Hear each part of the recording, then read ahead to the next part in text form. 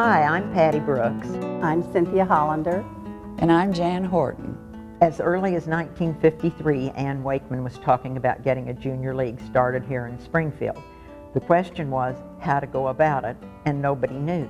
Then Susie Tynes moved back home from Dallas, and she was a member of the Dallas Junior League, and they got their heads together.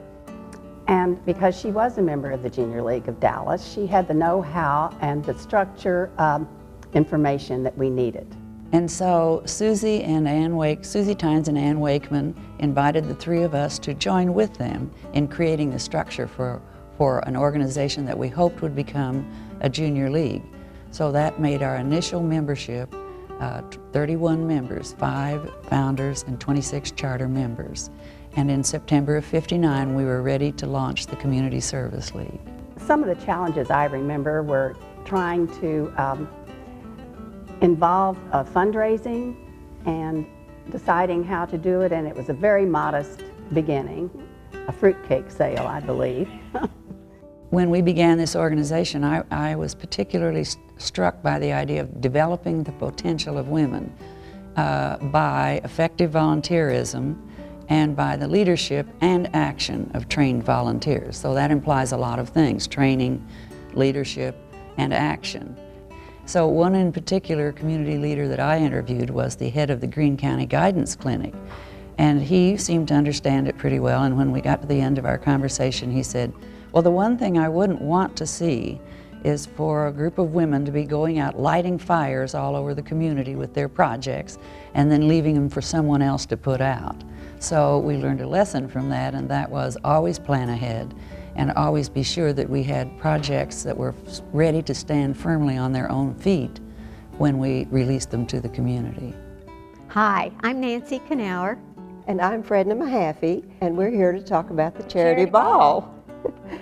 Not long after we started the Community Service League in 1959, we realized that we needed to raise some serious money to fund our projects and those that would follow.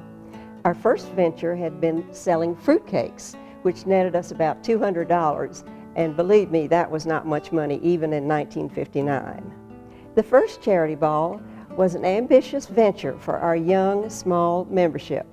As a Dallas Junior League member, I was aware of what the Crystal Charity Ball was accomplishing in Dallas, although it was not a league affair. Nancy KNAUER's mother, Helen Curtis, and my close friend, was our first ball chairman, and I was the second. Those first balls were held at the Kentwood Arms Hotel in the Crystal Room. We served breakfast in those early days because it was more affordable than a dinner. Also, some of our members provided their lovely silver candelabra for decorations, and that saved us money too with our limited funds available.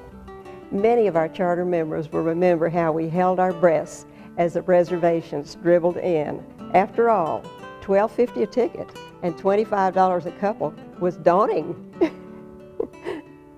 The year Martha Stewart came to the Charity Ball, the decorating committee gathered twigs, branches, flowers, vines, everything they could from everyone's yard, and brought them all to Riverside, and we made these fabulous bouquets and arrangements with Martha.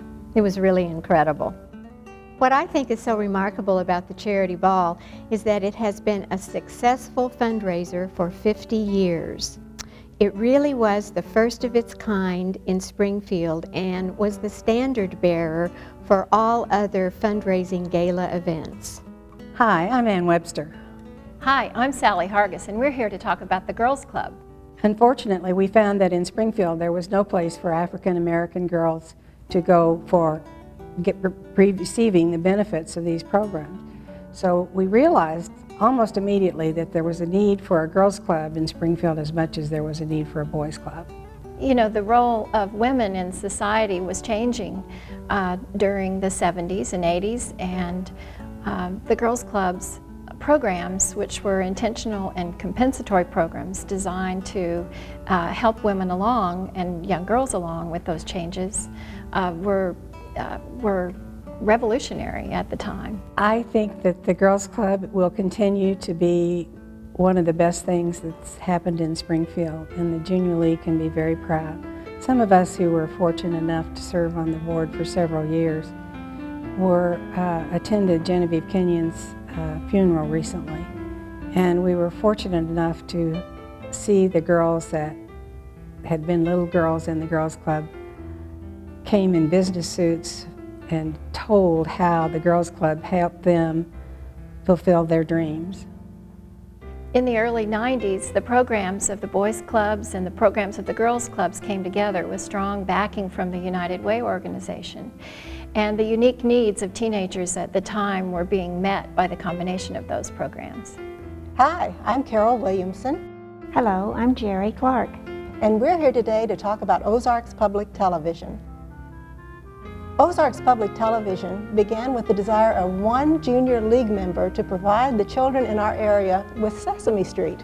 She had lived previously for a brief period of time in Madison, Wisconsin, and in Madison they had had that available to their children, and she wanted it here for the children of the Ozarks. Among the things that were necessary were to show that the community supported the idea for public broadcasting, and that included raising at least $500,000. In just 14 months, they went from the idea of public television to having public television a reality in the Ozarks. That's the shortest period of time that it had ever taken for a public television station to get on the air. Plus, this was the first public television station, the only public television station to be started by a junior league. The tele-auction involved go-getters who went out on the streets and called on merchants and asked for merchandise. Now keep in mind that no one around here had ever seen a tele-auction unless they'd lived in a community where they had a PBS station. So they had a lot of faith in projects of the Junior League. They had a lot of faith in the idea that KOZK was bringing educational television into the classroom. The League was very supportive of the auction. The relationships that have been built between League members, sustainers, active, and provisionals is just incredible. And you'll find when you get a group of these women together that sometime during the course of the conversation, auction stories will come about. Hello, I'm Roseann Bentley. I'm Jeannie Redfern. And I'm Fay Ollis, and we're here to talk about how the Community Service League became a Junior League. We wanted to become a member of the Junior League because we felt the international and national recognition that the Junior League had would make us more recognizable in Springfield and enhance our projects. We all understood that there were many requirements in order to join the Junior League and that this would be a 3-year process. First of all, we had to maintain a membership of 100 active women. And second of all, in order to comply with the Junior League policy of starting a project and turning it over to another local group, we began turning over our projects to other local groups. I had the great honor and privilege, after all those 3 years of work, to be the incoming president of the new Junior League. I left strict instructions with the vice president. Call me in New York if we hear anything about the Association of Junior Leagues. Sure enough, she called me one morning at 9:15 and said, "We're in!" And we jumped in a cab and we went to see the headquarters. She showed us around. It was magnificent. She called the president out of the board meeting to greet us, even though it was a board meeting. And the president said, "You're here already from Springfield, Missouri?" The thing that made the real difference to all of us was the wonderful training that we received from AJLI. All in all, it was a very fun process because we had the whole Community Service League working on toward the same goal, and that was to become a member of the Junior League. Hi, I'm Becky Hogan. Hi, I'm Judy SIPE, and we're here to talk to you today about the plaid door. Enid Swayze was a former president of the Junior League, and she came out to Springfield to give us the very first run-through of whether or not we could become a member of the Junior League. Thought we were wonderful, everything we were doing was perfect, except we were underfinanced, that she really thought we needed to be raising more money. That's when Becky and this wonderful group of 12 women were appointed by the League we spent the summer meeting in my living room, and we went through procedures. We were the best researched, most buttoned down group of women you have ever seen. We had everything worked out to nth degree. Searched the town over for a place, ended up on Commercial Street. I think I was so proud because we were all volunteers. And we did take a trip to Kansas City as a group, as a field trip. And we talked to the people in that thrift shop there, and we found out that they had lots of paid employees. Well, maybe 1 or 2 or 3, but it seemed like lots. On the way home, we said, we'll never do that. We will never have paid employees. We will run this shop on our own. And it was, what, 3 years? We were begging for a manager, yeah. I'm Mary Kay Meek, and I'm a former president of the Junior League of Springfield. Prior to acquiring our headquarters, Junior League members either met in their own homes for committee meetings or in a small little office that we acquired on South Glenstone. The League decided to search for a new headquarters in the early 80s because it was actually the fullness of time. The League had grown substantially over its 20-year history. We had a number of great projects, and we needed more space for meetings and community rooms. Once we identified Oak Grove School as our choice for a headquarters, we began the process of negotiating with the Springfield R12 School District. The League actually bought the building from the Springfield R12 School District in 2003. Hi, I'm Peg CAROLLA. And I'm Sherry Cook, and we're here to talk about cookbooks. The inspiration for Sassafras came strictly from Myla Bright. Myla was a good friend of mine. She had come from Louisiana, and she was very familiar with some of the Louisiana Junior League cookbooks. The first book had many challenges. As a groundbreaker for our league, everything was the first time. None of us had ever made a cookbook before. We had to explore what other leagues had used and then make it our own. All of the recipes that were submitted had to be cooked by at least 2 cooks and tasted by 4 adults. Fast forward about 10 years, and we began to look at a second cookbook. For years, it was just known as the Healthy Cookbook. Didn't have a name till almost the very end. But times were beginning to change. By the very nature that Sassafras had been so successful, the feeling was that everybody had at least 3 copies in their closet already. And so we needed to look at a new cookbook, one that really appealed to a different lifestyle. One of the most exciting things was that we ended up getting 2 contracts with QVC, one for Dish It Out and one for Sassafras.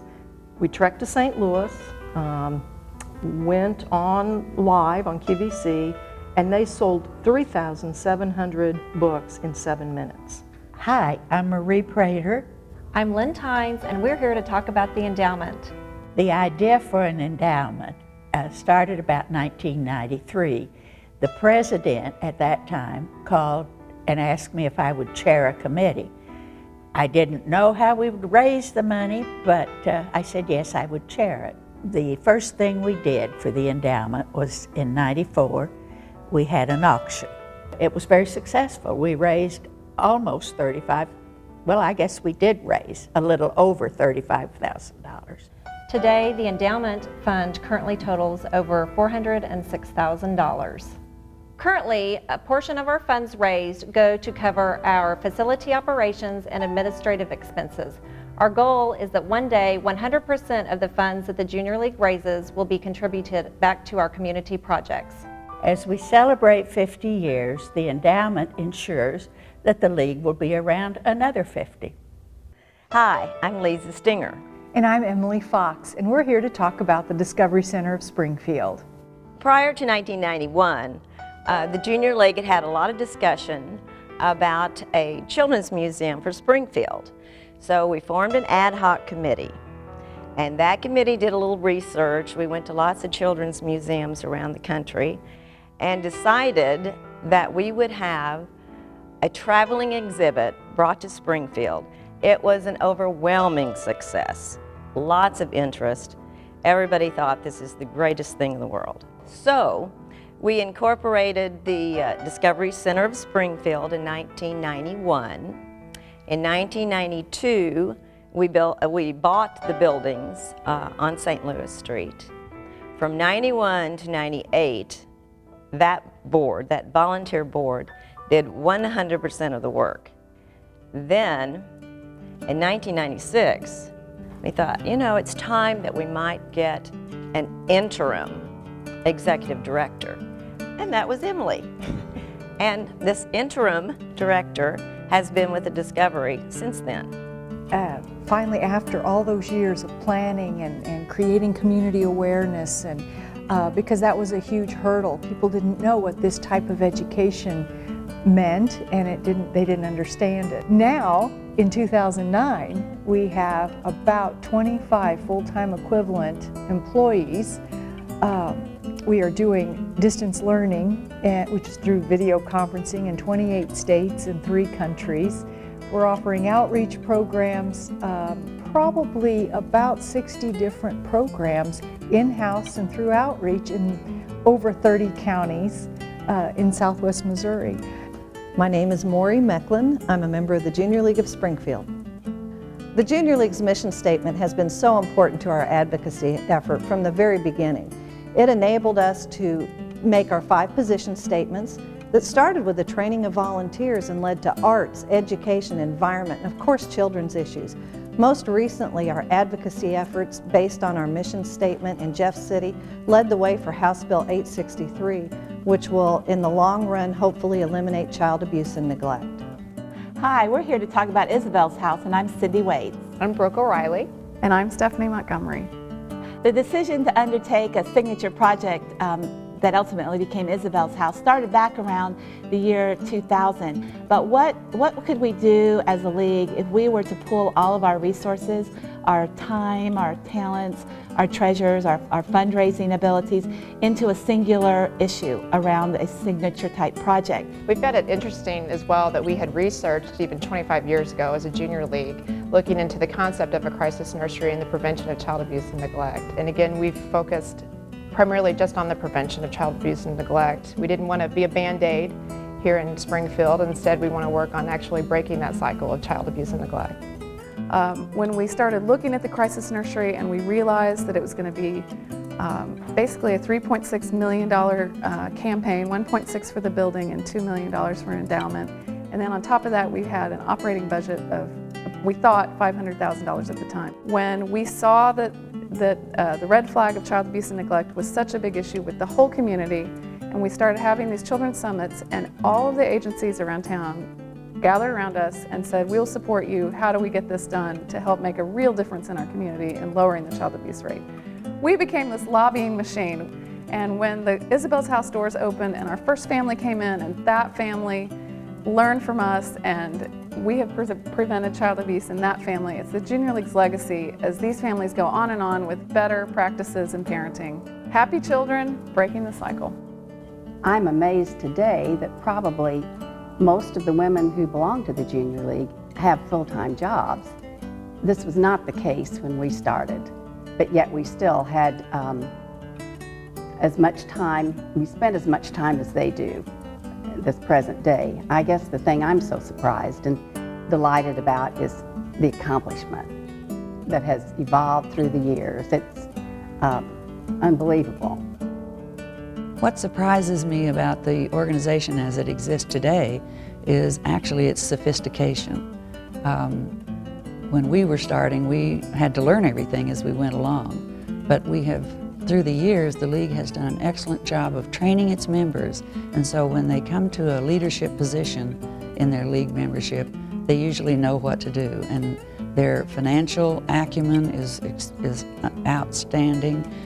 Their ability to raise money is unparalleled, and they have evolved, highly evolved over the years in every area of endeavor. Seeing it today, I feel enormously proud, enormously humble. It's just awesome, if I may use a teenage word, what the women have accomplished since that first small group of us got together and we had our first project, as Cynthia mentioned, a fruitcake sale, where we maybe made a couple of $100.